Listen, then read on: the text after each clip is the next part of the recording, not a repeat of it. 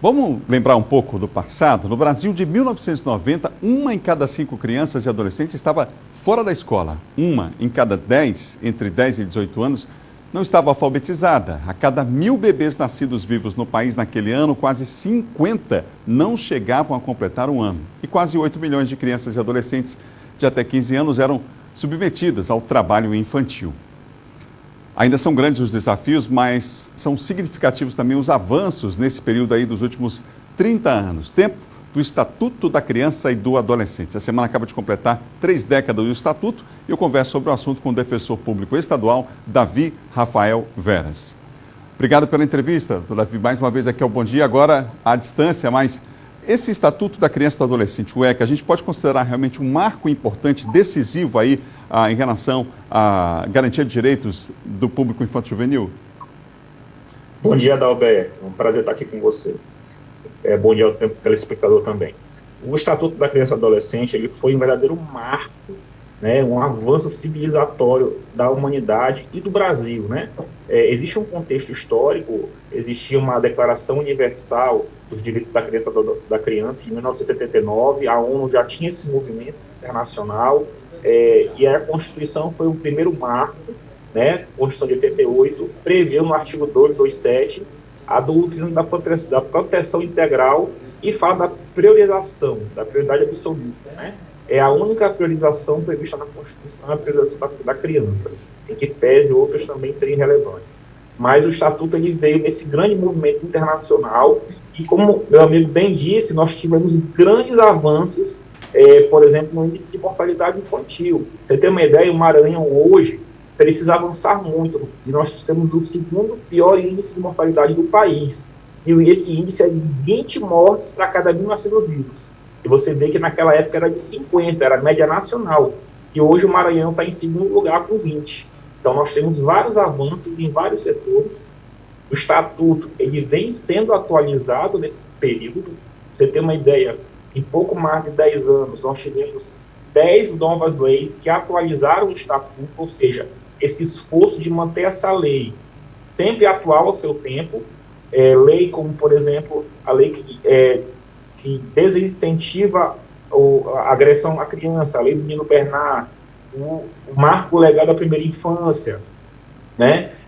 A lei que instituiu o SINASE, que é a questão do adolescente em conflito com a lei, né? Que é o Sistema Nacional de Atendimento Socioeducativo, combate à violência sexual contra crianças. Nós temos a lei, né, 11.829, que pune com muito mais rigor os crimes na internet contra crianças, a pedofilia. Né? Temos a lei 13.441 de 2017, que fala da investigação dos agentes infiltrados para descobrir violência sexual na internet. Ou seja, nós temos um grande esforço do Estatuto para se atualizar, né? Nós temos, sim, muito que avançar, mas de muito mais longe já viemos. Agora, conversa aqui com o defensor Davi Rafael Veras, que é defensor do Núcleo de Defesa da Criança e do Adolescente, sobre os 30 anos do ECA. São vários os desafios. Um deles, inclusive, é vencer o que eu chamo de preconceito até da sociedade, ou muitas vezes preconceito até por falta de informação, de que esse estatuto é um estatuto que apenas garante direitos à população infanto-juvenil. Mas é preciso lembrar que existem deveres também, quanto, por exemplo, à situação de envolvimento da população infanto-juvenil com algum ato infracional, enfim. Muitas das vezes há esse equívoco das pessoas de achar, mas protege, né, esse público apenas. Isso não é verdade, não é? Perfeito, Adalberto. Essa colocação é muito importante porque a população passou a associar o fato que um adolescente comete um ato infracional e ele não é responsabilizado, quando isso não é verdade. Né? Existe uma desinformação que chega à população de que ocorre uma impunidade. O que, na verdade, acontece é que o sistema precisa avançar para dar a resposta adequada que o Estatuto prevê para esse adolescente, a responsabilização adequada à sua condição, né, de pessoa em desenvolvimento, adequada ao grau da violência que esse adolescente cometeu, mas que tenha, sobretudo, um viés pedagógico para que possa orientar esse adolescente a mudar de postura. Agora, existem medidas socioeducativas, ou seja, a resposta ela pode implicar, inclusive, internação, em cerceamento de liberdade. O que acontece é que nossas unidades de internação, hoje, são muito parecidas com presídios, de amontoamento de pessoas, né? Então, não há como ter uma resposta satisfatória se o próprio estatuto não é observado, né? Discutir a redução da maioridade penal é um grande equívoco. Por quê? Porque você está colocando um adolescente que é uma pessoa em desenvolvimento, em formação, em busca de um referencial, na mesma condição de um adulto, né? Ou seja, você expõe um adolescente a uma unidade prisional, é isso? E ele vai aprender a se faccionar muito mais, né? Então é um risco, na verdade. Então a gente precisa discutir, e que bom que nós temos esse espaço como o seu para referenciar essas situações. O Estatuto, ele realmente, um dos principais avanços dele, uma das principais entradas hoje é a sua efetivação, né? E essa efetivação, quando a gente fala, Adalberto, não é só a efetivação do poder público. A sociedade precisa tomar o seu protagonismo necessário, porque ela também tem o dever de proteger crianças e adolescentes. E como é que se faz isso, meu amigo? Quando a gente visualiza uma violação e não faz nada, quando a gente sabe de uma violência sexual e não denuncia, a gente está sendo conivente. E isso é uma falta de um dever previsto tanto na Constituição quanto no Estatuto, que diz ser dever da família, da sociedade e do Estado a proteção e garantia de direitos de crianças e adolescentes.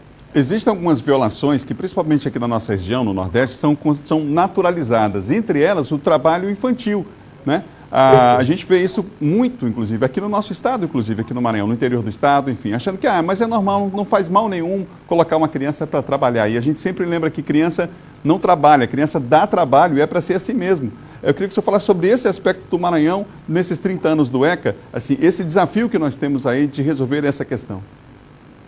Nós temos, na verdade, esse desafio que é um desafio histórico, né?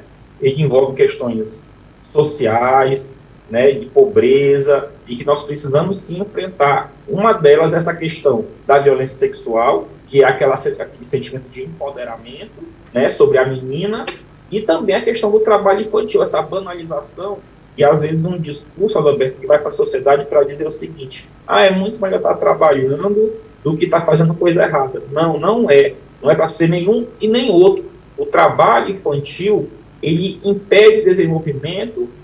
O brincar é uma etapa fundamental no desenvolvimento psicológico e na formação de uma criança. Tanto é que nós temos uma importante atualização do Estatuto, que é o Marco Legal da Primeira Infância, Lei 13.257, que fala que nesse primeiro tempo de formação, qualquer violação causa danos para toda a vida. Então, nós não podemos banalizar o trabalho, e o trabalho ele é prejudicial, né? Um adolescente pode ajudar com um trabalho em casa, né? Ajudando a lavar a louça, pode, mas esse trabalho, essa ajuda, ela não pode se confundir com o trabalho. O adolescente não pode assumir todas as funções, ou a maioria das funções do trabalho em casa, né? Um adolescente não pode estar na rua vendendo coisa, não pode estar na rua pedindo. Isso destrói sua formação e impacto de um futuro cidadão. Quero agradecer ao defensor Davi Rafael Veras, defensor do Núcleo de Defesa da Criança e do Adolescente, participar aqui discutindo o ECA. É claro que teríamos muito mais assuntos aí a tratar, a própria questão da exploração sexual, enfim, entre outros assuntos, mas quero agradecer pelas reflexões, pelas informações também. Muito obrigado. A gente agradece, meu amigo. Prazer estar com você. Portanto, falamos dos 30 anos do ECA, o Estatuto da Criança e do Adolescente.